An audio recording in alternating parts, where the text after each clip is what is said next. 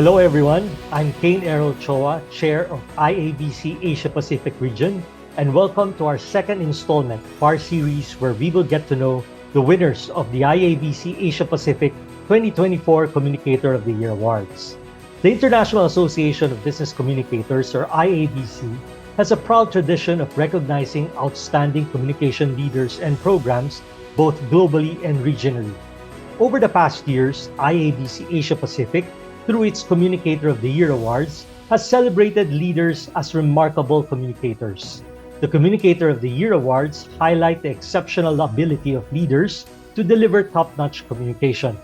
It also honors strategic communication excellence and the exceptional leaders who champion it in their respective organizations and industries.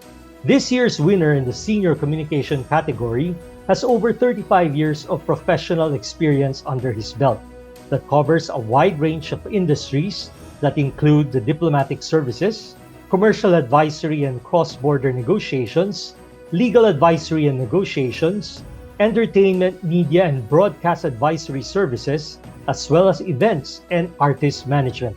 He is currently the founder and owner of bzBee Consult and is highly experienced in the areas of strategic communication, crisis communications, stakeholder management, government relations, marketing, branding, social media, as well as training in all related fields. He is also president of PRCA Malaysia, Global Advisory Board member of WCFA Davos, member of the Panel of Advisors in Communication to Malaysia's Royal Palace, as well as a committee member on the Planetary Health's Communication Roadmap for Malaysia. Ladies and gentlemen, the 2024 Communicator of the Year in the Senior Communication Professional category, Professor Said Bani. Good afternoon, Professor, and congratulations on your victory. Thank you very much, Kane. I'm actually humbled, and the prolonged introduction was quite humbling to me as well. Thank you very much. And I have to say thank you for your organization in recognizing all the efforts that we have put in. Thank you. Truly deserving, Professor, and with your extensive experience and the many people that you've encountered along the way, is there a particular insight or lesson that stands out or something that you often reflect on? Can you share with us? I guess I think how I got started in this industry. As you are aware, I started out as a legal advisor. In fact, before that, I was a practicing solicitor in the UK. When I returned, I practiced law as a legal advisor. How I actually got into this line was purely by accident. That is, when I was promoted 20 plus years ago from a legal advisory position to the GM of corporate services. That was when communications was forced under me. And I thought that I wanted to focus on, I could focus on the legal aspects and the corporate aspects, whilst I had various managers in the communications unit. However, because when there was a crisis, I would say, for that organization, and I took it for granted that they would be able to handle it, but they couldn't. So that was when I got a call from senior editors of a couple of media, and they actually told me off for not looking into the matter and giving it to my managers.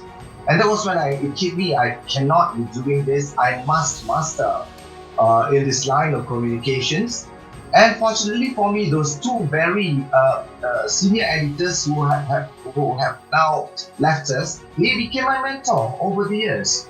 And they were the two people that actually showed to me that this area of communications or public relations is very much similar to legal advisory in terms of skill sets. And of course, there were some technical areas that I needed to learn, and they were the ones who actually taught me how important communications is in all aspects of life. That is one thing that I will never ever forget, and I thank them for this. I'm sure those learnings that you had from your mentors are things that you're also teaching your people right now. And speaking of crisis communications, which you mentioned earlier, given your career spanning multiple decades, there has been has there been a communication crisis or challenge that significantly shaped your views or methods in your field of practice?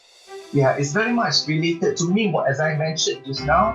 One thing that has always stuck to my mind and I have always shared with my students as well as my staff is basically that same experience which I just related just now. Number one, in crisis scenario, never underestimate the importance of media relations and stakeholder management.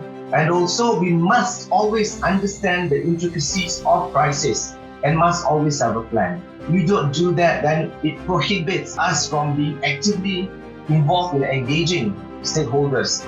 And because of that, the whole failure, the communications would fail, and managing of crisis would fail, ignore that part of communications, i.e. media relations and stakeholder engagement, and as well as understanding the intricacies of the issue at hand.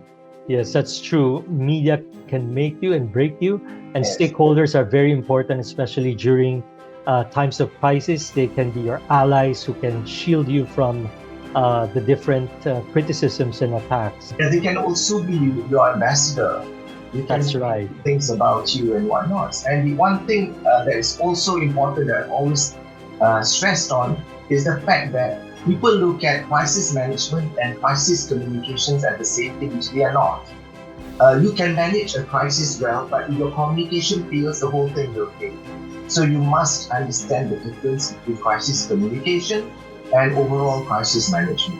That's right, Professor. Now let's move on to an interesting topic about the fashion boutique that you established to promote the Malay heritage, to share the beauty of the Malaysian culture.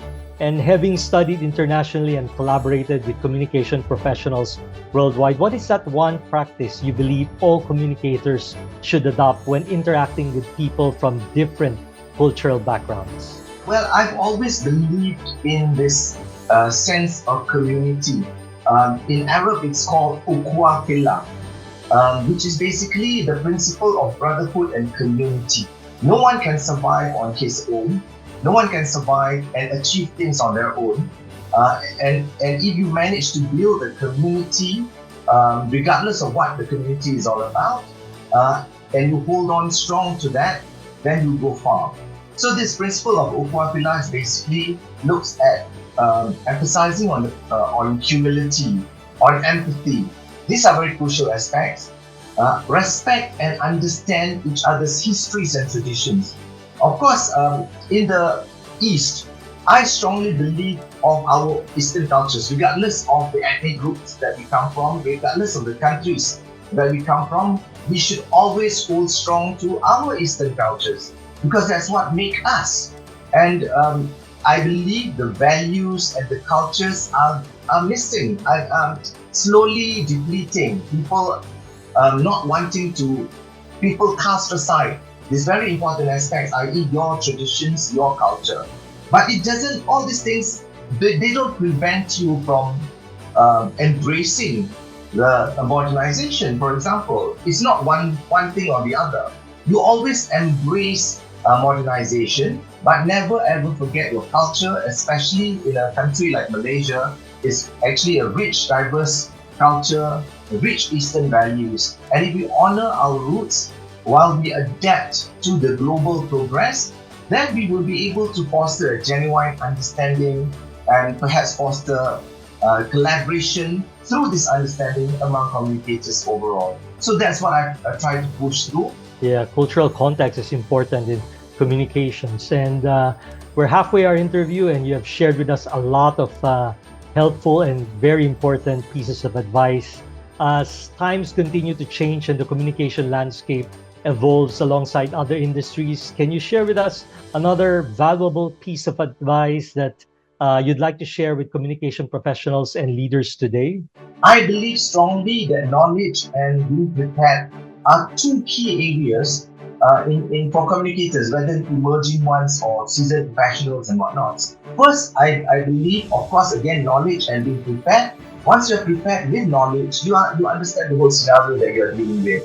Number two is common sense, which is quite sad that a lot of the people nowadays, they fail to apply common sense. Everything in life is about common sense.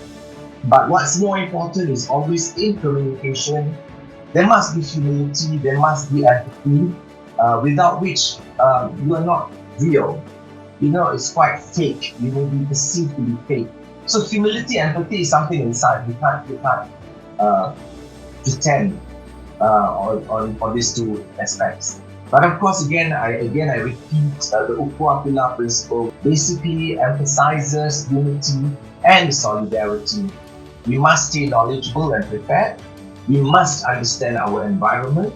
We must practice humility, empathy, ethics, and integrity to be good communicators.